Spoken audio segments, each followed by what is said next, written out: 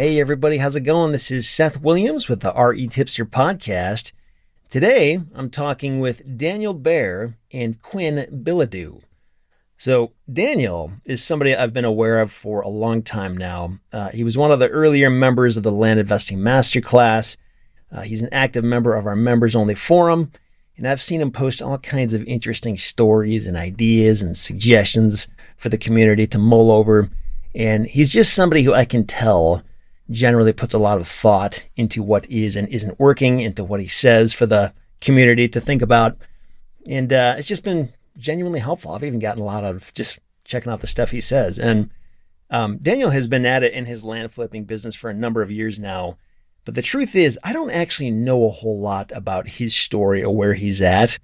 But given what a good contributor he's been over the years, I know there's something we need to hear here. So I wanted to get on a call, just find out where he's at, where he's been, where he's going.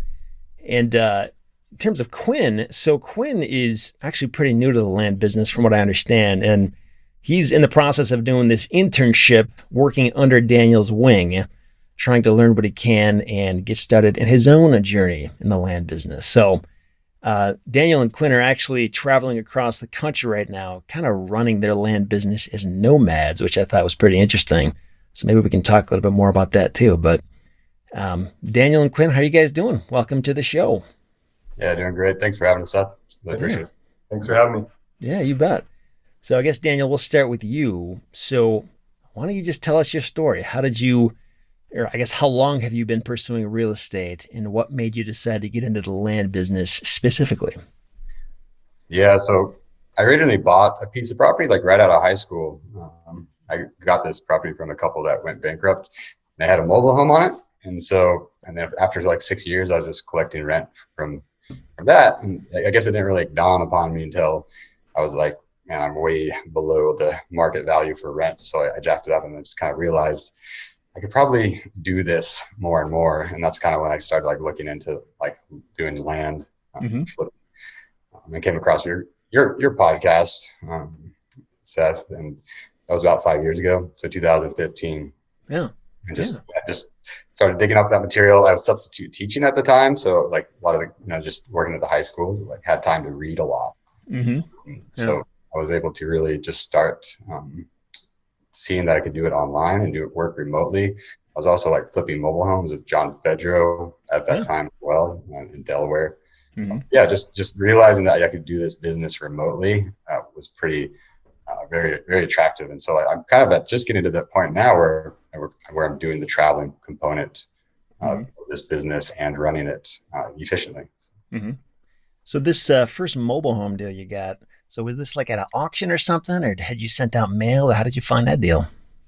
Yeah, no, it was my parents actually that went bankrupt. Okay. And the people that were living on the land, rather than having them get kicked off, I just wanted to make sure they had a safe space to be in. I didn't really realize the potential of what that was going to be and like where that would take me. But I feel like if it wasn't for that, I would have no idea where like real estate would really take me. I mean, I have no idea where I'd be at this point in my life. Yeah, it is kind of funny, the different life events that happen that kind of steer our future and where we end up going. And I don't know, sometimes, a curse can turn into a blessing and a blessing into a curse. It's just kind of, it's funny to look back and see where things end up going. Yeah, it's all about how you want to look at things, I suppose. Yeah, for sure. So been at this since 2015, at least that's when you started, just digging into it and figuring things out.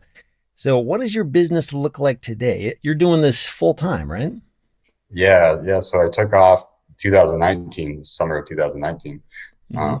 Is when I ended up taking off full time. I went on a sabbatical as a teacher just to see if I could do it. And I was planning on coming back to being an elementary art teacher, but I never ended up going back.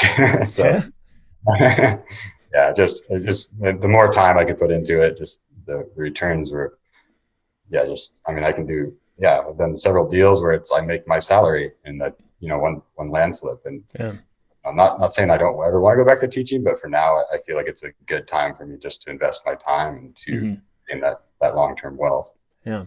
It's kind of cool just to know that land is there. I mean, even if you want to do it part-time, like, I could use an extra 10 or 20 grand this year. Let's just do a couple land deals and we're done.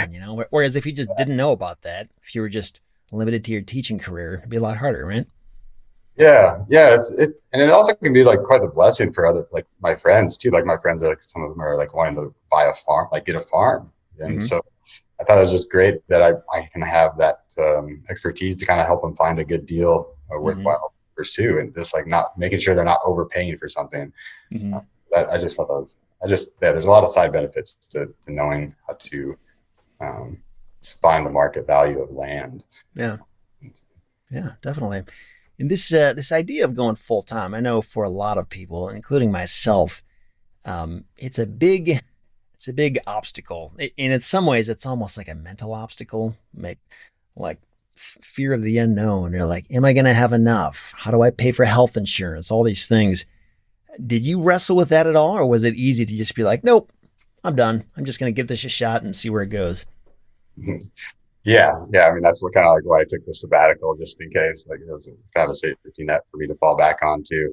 Mm-hmm. Actually, so I was going to take off the year, the last year I was going to take off and just do this, do the business. Well, I did, but right before I was going to start traveling, but I ended up kept cutting my hand in the table saw, and Oh, so really? that put me back a little bit. So I was not able to travel last year because I was just doing so many appointments, doctor's appointments. But man, if I didn't have like the land business financially, it would have been a huge burden. I mean, this Mm-hmm.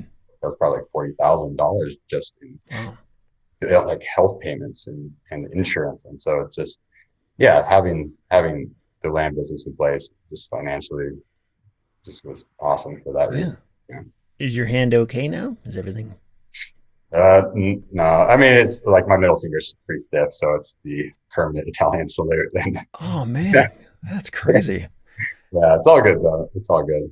I know cash flow or just the predictability of the income is one of the things that kind of holds people back. So, are you like doing seller financing, or what does your monthly deal flow look like? How reliable is the income from your land business? Yeah, I'd absolutely argue that it's very reliable at this point. I mean, I don't have many notes. I probably only have like 5 seller finance notes. I've really got into doing a lot more just cash flips. And early on, I really started to work with money partners, Mm-hmm. which kind of made me veer away from doing seller financing because it just seems a little more complicated than I'd like it to be. Yeah. When doing seller financing.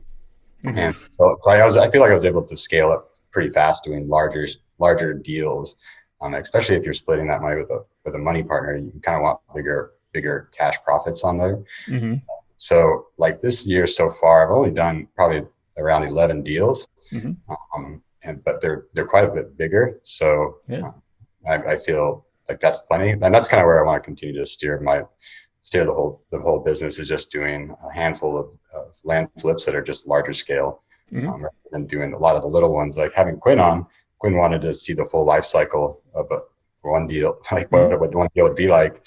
And man, it reminded me of like where like I came from, like the first deal I did. It's just like that is not worth it for me anymore. Like just Mm-hmm. it was like $1,000 profit on it, like $1,000 in, $1,000 out. Just like man, Mm-hmm. doing like in-house closing. It's like Mm-hmm. there's a lot of little pieces, and like time sucks here. Yeah. Just Yeah, trying for to sure. get away from that. Yeah, and that first one, it's really just about like learning, like how does this work, and can I do this, and the money. I mean, it's obviously you want to make money, but it's for me anyway. It was a lot less relevant. It was just about can I prove the concept to myself. But yeah, you don't want to be doing those forever. That gets kind of old. That's where burnout comes from, in my opinion. But Yeah, and they're kind of boring too, right? yeah. Like I really like just being in areas that excite me more, Mm-hmm. more attributes all around, and Mm-hmm. I like diving deep into like one certain particular parcel rather Mm-hmm. than trying to do a large volume anymore. Mm-hmm. Yeah. So it sounds like this is sort of a lifestyle business for you, right? And correct me if I'm wrong. I'm not trying to put words in your mouth, but it almost sounds like the land business allows you to kind of live the life you want and go where you want and do what you want and not be a slave to a job. But it's not about like making millions from this. It's more about freedom. Is that accurate, or am I misreading that? Yeah. I feel like I try to like think beyond like what this, just like my next step. I always try to like see into the what's beyond this. Like Mm-hmm.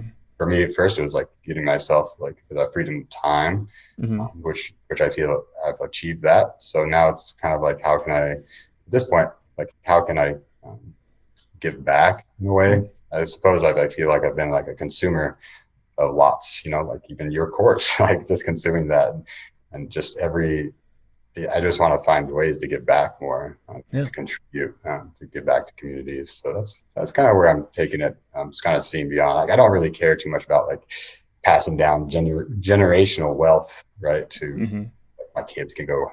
my future kids can go find their own way Mm-hmm. of Yeah. making income. So I suppose I would like to give back in ways. Mm-hmm. Yeah. Um, in terms of like how much time it takes you per week to work on this business, is this like a super time intensive thing, or is it like a few hours here and there? What does that look like? Yeah, me and Quinn right now, we work full time, Mm-hmm. 8 hours a day for sure, Mm-hmm. during the week. So yeah, I feel like I'm trying to push it really hard. Like put in the time right now, and then Mm-hmm. we'll continue to maybe take ease back a bit down Yeah, the road. So sure. And are you guys are you like working in multiple states all over the place, or do you like have a couple pockets of the country where it's like, nope, this is where we do it? Like, how does that work for you? yeah, I'm continuing to try to focus in on more states that I just want to. I don't. I'm kind of tired of like spreading myself too thin. So I'm trying to really identify those counties that I want to continually work in, and just improve my accuracy on my pricing, the blind Mm-hmm. offers as well. Yeah. So just working in probably like 4 states at this point, but even that's a lot. I mean, really, you could work in one state Mm-hmm. business and just really just tune your skills in. Mm-hmm. Yeah. And you mentioned earlier about working with financial partners, and that's kind of interesting to me. So, where did you find these people, and like, what does this look like? Like, are you the guy doing all the work, and they're putting up the cash, and then you like split it somehow, or what does that arrangement look like usually? Yeah, so to date, I've done 70 land deals total. Mm-hmm. I bet around 50 of those I had money partners Okay. on. So I've done it quite a bit. Mm-hmm. Uh, but yeah, so they would come forward with the money. So they would pay all the total expense of the property, and in addition to any other expenses that would like closing costs. And then from that point on, we would just split the profit. We started out doing 50-50. Mm-hmm. At this point, I do more of a 75% to me, Mm-hmm. my business, and then 25% to the money partner. Mm-hmm. I guess my perspective after doing that many flips is that's more of a sustainable way of operating a business. Mm-hmm. The 50% model, it's a good way to maybe get started if you don't have much experience. But yeah, I think the sooner you can get away from using money partners, the better in my personal experience. So Yeah. Is there like some filter through which you decide, okay, I need a money partner on this one, but not on this one? Does it just boil down to I don't have the money personally, or is there like certain deal sizes that justify a money partner? yeah, there's so many different I feel like there's a handful of different financing options that I use, and it goes like per basis. Sometimes I'll have like where we also do like a debt pool, similar to Jay Thomas. I don't know, Mm-hmm. spoke about that on his podcast. Mm-hmm. Yeah. So I have that in place, so I'll use those funds. I'll use some of my own capital, then do the 25% split as well, and then also using the fund and grow option. Mm-hmm. So there's kind of a handful of different little weapons we have to attack Mm-hmm. each deal. So my personal favorite is just using the money pool or using my personal capital. Yeah. Are you at all familiar with the infinite banking concept with whole life insurance, that stuff? Yeah, I've heard about it. I haven't like jumped into it too Yeah. much. Yeah. There's, mixed thoughts about it. I don't even know what I think about it, honestly, but um, I did an interview with MC Laubscher in episode 25 where we talked all about this. It's basically this idea where you got to get a very specific type of whole life insurance policy with a specific kind of insurer. But the idea is once it is fully funded, you can then borrow against that money. And the idea is to pay yourself back, But in the process, it like multiplies the value of that insurance policy because you're borrowing from yourself instead of from a bank. It's kind of takes a little bit of explanation. I'm probably not explaining it that well right here, but go check out episode 25, retipster.com/25. If anybody out there is hearing this and they want to learn more about that, it's kind of a cool thing. I don't think it makes sense for a lot of people. Actually, in my mind, it almost makes sense for people who are already wealthy and they have a bunch of cash to throw somewhere. If that's you, it could make sense for you, but kind of a interesting option to know about anyway. So in terms of the money partners, like what is their involvement in the deal? Like, do they just kind of blindly give you money and say, all right, make us more money? Or do they like underwrite the deal with you and get involved in some way? Or is all of the work squarely on your shoulders? Yeah, I would say that's probably one of the reasons I feel like I've been able to scale to the point I'm at right now, just because the money partners that I did work with, they had an invested interest in the deals, and so I feel like I was able to capture just a lot of knowledge from working one-on-one with them, and they would see things that I would never see. So that's where the value for me really, that's where the value, in my opinion, really came from, was just looking at how to tackle different properties in different ways. So that's, Were these people that you had somehow found, like, were they other land investors you found, or were they people who were not at all involved in the land business? No, they're involved in the land business. So they kind of get it. We just put a forum out on a Google forum out on your forum. A couple other ones, and just I probably had like 25 money partners that I was working with. We had a Trello board where we would put the property up and people could review it, and then we would put it out there and everyone would get a notification. And at that point, they could grab the deal if they wanted to. So first come, first serve. So it was good.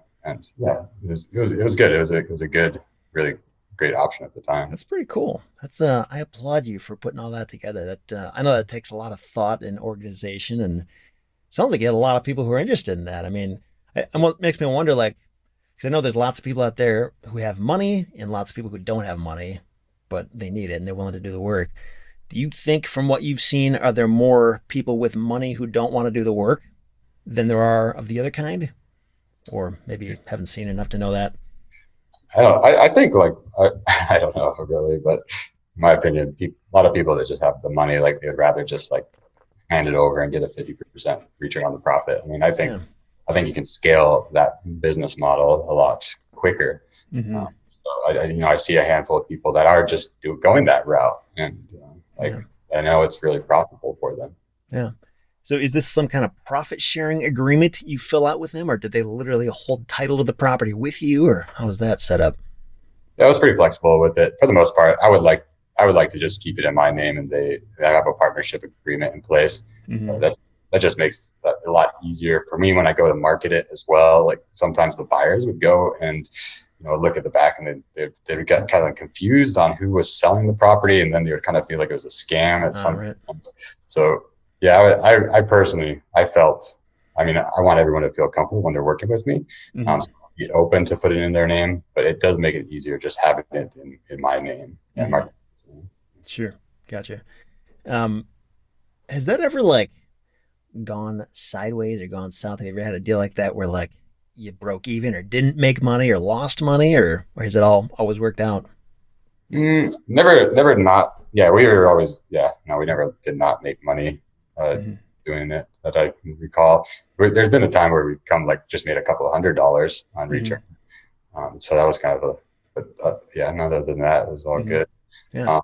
And also just when you outline, everything should be in writing. There was some unforeseen events that happened with the money partners that I've worked with in the past, and just trying to navigate that. So now it gets easier as you start to understand what to expect. Yeah, well, it probably helps to have people who understand the land business. It's not like it's just some random person with money, because when they get the land business, they probably understand, some of the tricky things about land, like valuing it and taking a long time to sell, and in some cases, that kind of thing. So, I'm sure it helps to have that kind of mutual understanding instead of somebody who's just clueless about how the land flipping business works. Yeah, yeah. Well, sometimes too, like the other people that do know the land business, they'll like they're sometimes a little more pushy though too. Like gotta get it sold. I know this thing can sell in 3 months. That's true. Fair point. So, yeah. Yeah. Are there like are there certain qualifying things that you use personally to be like, I don't want to work with that person anymore. They were too much of a pain. Nope, no thanks. Or do you just kind of take anybody who's willing to throw money at you? No, I really like wanted to work with people that I can trust them and they feel that they can trust me. Mm-hmm. And out of those handful of money partners, I definitely like, kind of pick through them and work with only very few of them at this point. Because I want them to feel comfortable working with me and be able to trust me. Yeah. I mean, that's what totally. Partnership is. So. So Quinn, what role do you play in all this? Because you're fairly new to this internship you're doing with Daniel, right? Like how do you, I don't know, what do you do for his business? Well, primarily what's going on with me is I end up going through a process in Daniel's business and then kind of developing a procedure, writing out a procedure for that process. It's kind of Daniel's hopes to eventually bring on employees and kind of scale the business somewhat. So it's like I write the employees and that helps, or not to write the employees, write the procedures, and that helps Daniel. And then I feel like trying to teach a concept is like the way to learn a concept. But it really helps me organize my thoughts and really understand that aspect of the business. Yeah, totally. So are you personally like doing your own deals along the way, or is it kind of just like you're a hired hand to help organize ideas for Daniel? Or right now, I'm pretty much a hired hand of Daniel's. We've had a friendship since like high school, so well, and I think that our history together has kind of opened that door. I think eventually my plan, I kind of got into this like back in April of 2020. I was laid off to like a COVID related layoff. So I'm kind of myself. I want to get out of the rat race. I just read the cash flow quadrant book, Robert Kiyosaki, and that's kind of my mindset. So eventually, I want to not be an employee. I definitely want to have my own business system. So this has kind of been like training wheels for me to.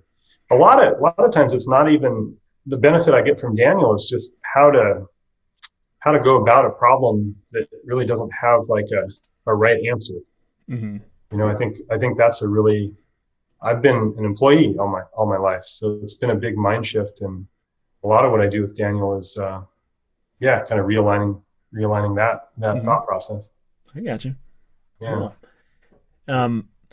So Daniel, I know just given the years that you've done this, as everybody probably experiences this when they've done this long enough, you sort of start out doing things a certain way, and then you realize that's not working that well. I'm going to pivot a little bit and do it this way. Can you think of anything off the top of your head that you've changed over the course of time? Like, are there ways that you used to do things that just weren't that effective and you changed and now it is working better? Yeah, I'll probably just really, just looking more at the pricing, like how we go about pricing. Our mail campaigns before, we would just shoot out just a blast by looking at Land Watch and I felt like we were sending out just so much inaccurate offers. So just recently, I got Parlay 2.0. And it's just like, why did I never get this before? Yeah. Amazing tool. It's pretty helpful. Yeah. So just being able to price more accurately is a great, great new attribute. So what role does Parlay play in the pricing process? Just like locating, like subdivisions, seeing subdivisions out there, looking at counties. Sometimes Parlay also provides sales data. It's right there. And so having that at your fingertips is huge. Just seeing the layout of certain counties. It's really been a huge benefit. I mean, and also seeing if things are on slopes, like a lot of if some properties just on a hillside and being able to look at it and like kind of see the different attributes of where that particular subdivision might be. That's been huge. I mean, I know you've advocated Parlay 2.0, of course. I don't know why I never got on this shit like sooner. Like, I just look back and it was just like, why? Yeah. Yeah, I know. It's sometimes you just kind of have to see it work for you. Like, how can this help me in this specific situation? And I don't know. I was able to see that a while back, and I've never turned back. It's a really nice thing to have. Yeah. Yeah. So just coming through my question for you, Daniel, when you were getting started, how, like, I assume you sort of started on a part-time basis. Is that accurate? Like you just sort of plugged away as you had spare hours. Is that accurate? Yeah. So I just moved to Utah at that point. Like it was June of 2016. And that's like when I really jumped into your course. Like that's like when I bought the course and started really like hunkering down. So I was teaching full time. And then after that, I was, this last like 2 years ago, I bought a house and I did a full rehab. So I was teaching, doing a full rehab and the land business.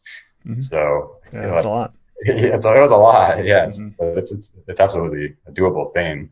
But I think the more time you can give to it, the better. Yeah. How long for you just doing it, when you had time, how long was it until you felt like you had a pretty good handle on things? Like, you know what to expect, you know what to do. I know for me, it was like a solid year. And did you have a different experience or?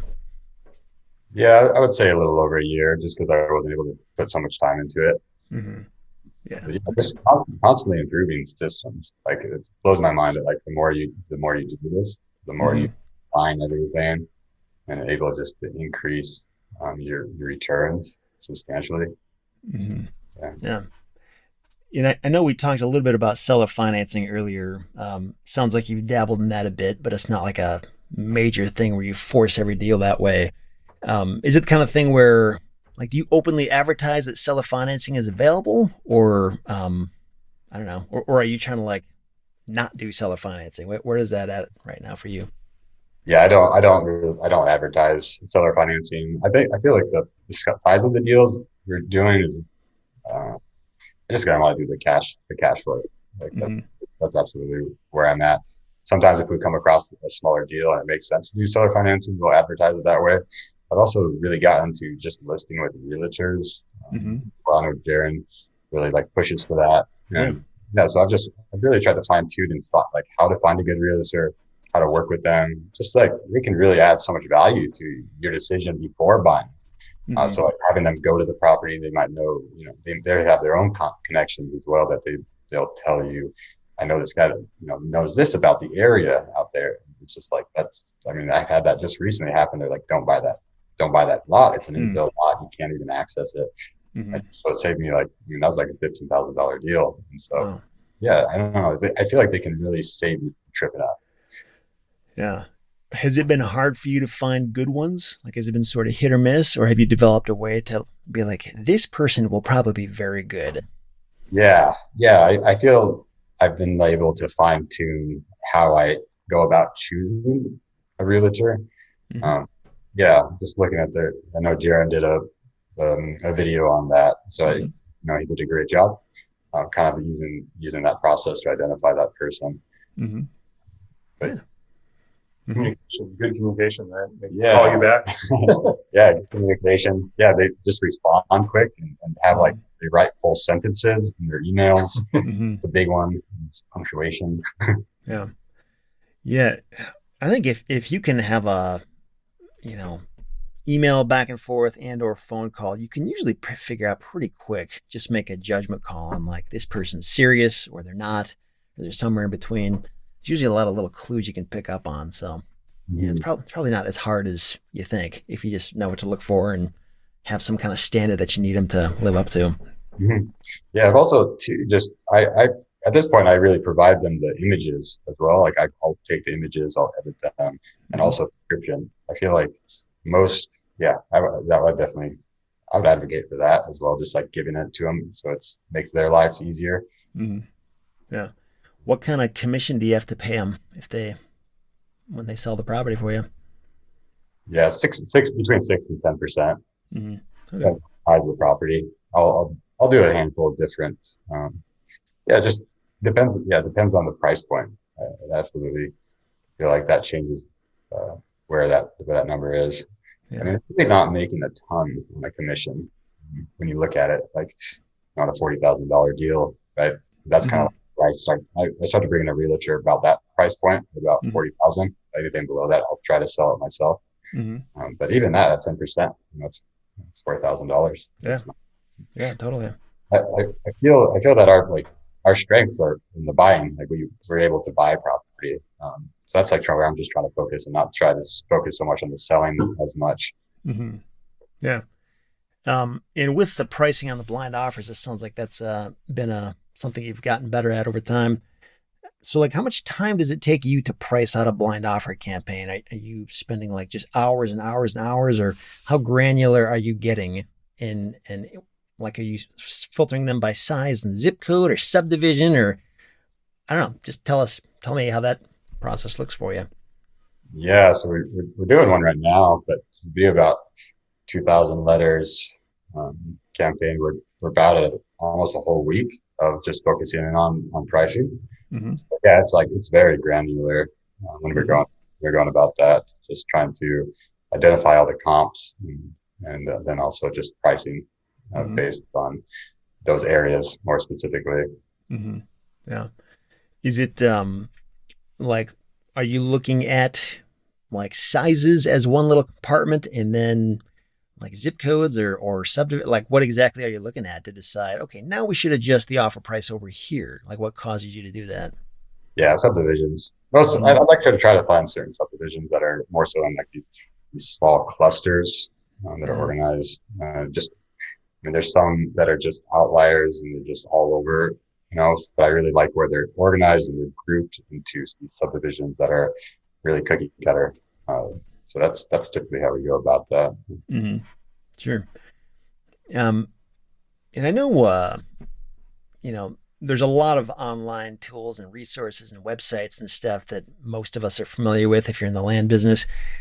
And I don't know, as you think of all the different things you use, I know we talked a little bit about Parlay and stuff like that, but are there like 2 or 3 things that stick out to you where it's like, I would be in big trouble if I didn't have these, or things that have been like huge game changers in making your life a lot easier?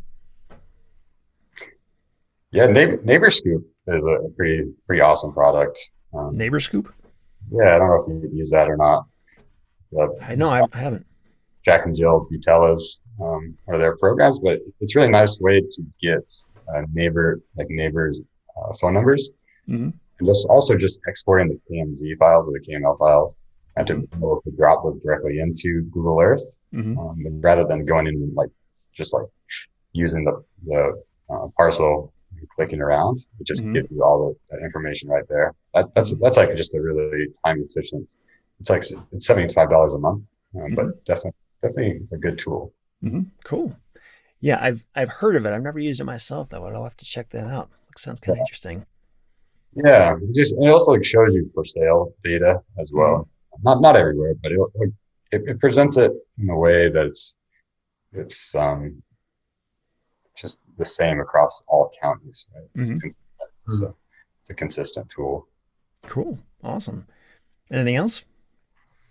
Is there anything you've seen that? Nothing off the top of my head. I don't know. I will say it's really frustrating just how the same information can be organized in so many different ways on different listing platforms, right? That's a battle. I don't know. Daniel just sweeps it and pulls it right out, and I'm still reading through it. Are you talking about when you're trying to generate a direct mail list? Is that what you're referring to, or? No, just comps online. Sure. Yeah, like the difference between Lands of America versus Realtor versus Zillow, how the actual data is being shown. Yeah. Have you guys looked at Priced at all? Yeah,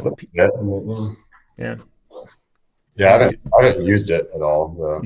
We actually just met up with Carl James over in. Oh, cool. Yeah, we had lunch with him, and you're lucky. I wish I could meet up with him.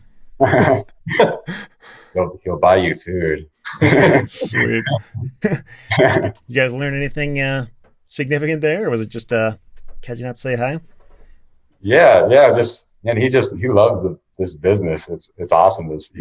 He loves doing all these deals, and he kind of has a different approach to it too. Like he works really local, which I thought was great.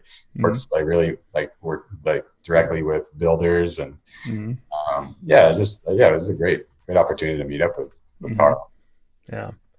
Yeah, I know. He seems like one who he knows how to like think for himself, like he can take lots of different input from lots of different places, but at the end of the day, like he kind of knows what he wants and he can figure things out and even come up with like new stuff that nobody's ever thought about. So that's pretty cool. Yeah, no, he's always kind of been there on the forum. And so we definitely thought it'd be great to just meet him. He's always added really good responses to some of my questions. Yeah, for sure. Yeah, he's one of those MVPs of the RE Tipster forum for sure. Yeah. So, if somebody is listening to this and they're like, I want to be where Daniel's at, I want to be doing this full time, or I want this kind of freedom and autonomy, do you have any like advice or input for those people? Yeah, I think just the whole idea of just being persistent with it. I think it can get I think there's so many details in the business that it can get frustrating over time. Yeah. And so we're going to put in a lot of time, but the payoff is so worth it. Yeah. Has there ever been a time for you where you're like, man, I don't know if this is going to work. Like this is just, I had a campaign that bombed, or like, this is just, I don't have time for it. Or has that thought ever entered your mind? And if so, like, how did you get past that? Yeah, that was probably a year ago. Like I probably sent like 12,000 letters and I didn't get any responses. And I was just like, what is going on? Like, I was like, is like the competition that high that there's no more deals to be had out there? And so I was just like, it's time to, no, I never thought about quitting, but just like, how can I adapt to that? Right. Yeah. So trying to find counties that are, there's not so much activity, places that I was originally going and getting deals, had to kind of veer from there. But even now I still go back to there, and I just trying to do things better. More accurate. So I would not say there was ever a time though I totally wanted to just drop what I was doing. I feel very confident in the business. Yeah. I've seen and talked to lots of people who have sort of had an experience like that, where like there was a dry spell, or like they couldn't get a property sold and they were kind of just like, I just need to step away. But like inevitably, a lot of them will come back to it like a year later when they realize like, no, there was something there in that land business. Like it was a lot more doable than a lot of other things I've tried. And just because the land business is lower competition and, easier than other things doesn't make it mean it is easy or competition free. Like there's still plenty of hassles, plenty of things that you have to slog through, but it's still pretty good all in all. I mean, when you sum it all up and tally up all the pros and cons, I still think it beats a lot of other things out there, most other things that I've experienced. So, yeah, man. So like when you look at your life today versus where you were when you were a substitute teacher or, doing the other things, like, I don't know, where would you rate your level of life satisfaction now? Like, what is it like to just be able to call the shots, and like, is it just total euphoria, or is there anything about this side of the fence that's like harder in any way? Yeah, I feel like where I am in life, like I feel like I went beyond my own expectations of maybe just 5 years ago. So I feel like I've arrived to a place that I never thought I'd really be before. So it's great to be here. I do feel that I have like a passion to be in the schools and teaching with kids. Like that's a very life-giving activity. And this kind of a computer-based job, right? So you're kind of behind the screen and you're not interacting with people. And I suppose that's kind of like what I'm trying to get away from, like with this trip, is to visit and to make more connections with other land investors or people. So that's definitely like a component that I want to continue to grow in my own life. Yeah, totally. Cool, man. Well, is there anything I should be asking you guys that I haven't asked? Have we covered all the basics, or anything else interesting or exciting that you want to share about where things are going the next 1 to 3 to 5 years, or where do you think you'll end up going forward in the future? Yeah, so I think we're going to do this for until the summer. We'll keep traveling for the summer, and then after that, so Quinn's he's just doing an intern for 5 months, and then beyond that, I'll probably bring on an employee. Back to the cold world. Yeah. Yeah. And why don't we talk about that a little bit? So you guys are doing this little nomadic adventure. What is I know you've got a website where you sort of explain what's going on there and what you're doing. What is that website, by the way? Oh, it's just a Google form. Google form. We can maybe share the link here. I don't know what that is. Yeah, no problem. But like, what is it you guys are doing? You're just kind of traveling the world. Is it because you want to just see other parts of the country or meet up with people that you wanted to meet up with, or what's the goal behind what you're doing?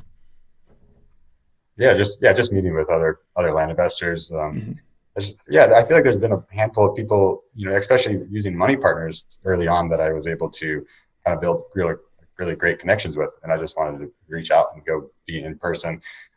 Like last year, I met with Harry Asnian in Wisconsin. Yeah. And so we just had a great friendship that grew out of there. Also, my old business partner was Miriam, so I met with her as well. Yeah, and they just turned out to be like great friendships. So I just kind of want to see where that goes. If I kind of put myself out there a little more. Yeah. Yeah. Is it weird to like see them in person after seeing them on screens for so long, or not even seeing them at all? It totally is. I mean, me and Miriam were business partners, and we never met in person, but we own like half each of this LLC, and it's just for like probably 3 years we were doing the business until after that, we never met in person. Yeah, it's funny. There was I had a relationship like that. Well, not exactly, but Renee, we actually interviewed her in episode 30. So we weren't like business partners per se. Well, yeah, not really in any business that was actually making money, but we had spent just hours and hours and hours and hours on different mastermind calls and helping each other figure out what was working, and for like 8 years at least. And I hadn't even seen her on the other side of like a Skype call. Like I've seen like a picture of her, but we never like talked face to face. And the first time I saw her in person, well, over a Skype call, was when I interviewed her, and I was like, whoa, weird. You're a real person. So that was it's kind of a trip to see people like that after so many years. Yeah. I feel like one thing for me, it's always like, you're a lot taller than I thought you were going to be, or shorter. It's like in real life. Yeah, that happened with Jaron the first time I saw him. I was like, whoa, I didn't realize you're so tall. Crazy. Oh, man. Well, Quinn and Daniel, appreciate you guys coming on the show and letting me know what's up. Hopefully the audience out there got some good insights from this. If people want to reach out to you or anything, you don't have to share this, but if you want to, is there a website they should go to, or social media or anything like that? Yeah, Facebook is probably best. Just Bear Daniel M. Just shoot me a message, and I'm happy to help where I can. Okay, awesome.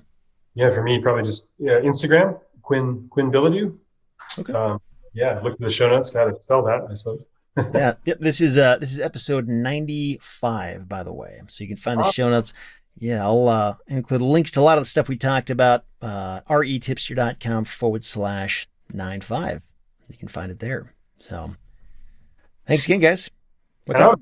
I would just say, if anybody is looking to dive into something new, if I could inspire that, go for it, try it out. And I really think this trip has been great to just see a lot of different possibility with different people. So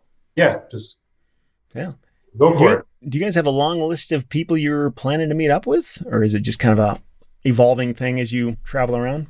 Yeah, there's a handful of people that I really want to meet up with. And actually, so John Fedra, that guy, so he lives here in Austin, so we were hoping to meet up there pretty soon. Cool. That'd be great. I've never met him, but he was kind of my first real estate mentor. Really appreciate him. So I had that over the past few years. I've been going to different conferences and stuff, and some of the people I meet up with are just regular people. Other people are those who have like YouTube channels, and they're sort of like tiny celebrities in their sphere of influence. And it's almost crazy to meet them and just realize like you're just a normal person, like you have the same insecurities and imperfections and, humanness that I do. And it's kind of cool. I like it. I agree. Cool. Well, thanks again, guys. Appreciate it. And are you guys both in the RE Tipster forum? No, just me. Okay. Yeah. Well, why haven't you joined, Quinn? What's going on? Oh, I feel like a real bad obligation right now to get on this. What's wrong? Seth, I really appreciate all your content on YouTube, but yeah, you do a great job. Appreciate that. Yeah. Sure. It's really cool to talk to you and, well, on a video. It's Yeah. like interactive, Seth Williams. So strange. Yeah, totally.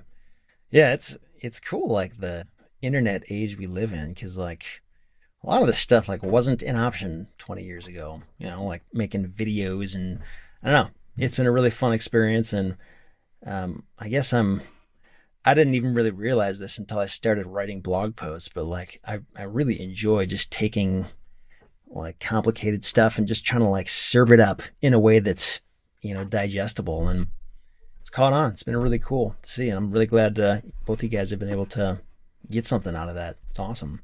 Keep at it. Keep at it. Yeah, thank you. I'll try. Cool. All right, well, thanks, guys.